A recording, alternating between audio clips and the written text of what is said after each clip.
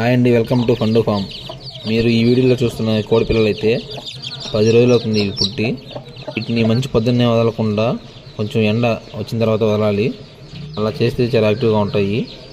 అలాగే కోళ్ళకి ఈ కాలంలో తెగులు వస్తుంటాయి, అవి రాకుండా నివారించడానికి, అలాగే మోషన్ కూడా ఫ్రీగా రావడానికి మనం పసుపు కలిపిన వాటర్ని అయితే వాటికి పెట్టాలి. అలా పెట్టడం వల్ల మొదట్లో అయితే అవి తాగవు. అలాగే వారానికి 2-3 సార్లు పెడుతుంటే అలవాటు అయిపోతుంది. ఇలా తాగినప్పుడు వాటికి మోషన్ కూడా చాలా ఫ్రీగా వస్తుంది.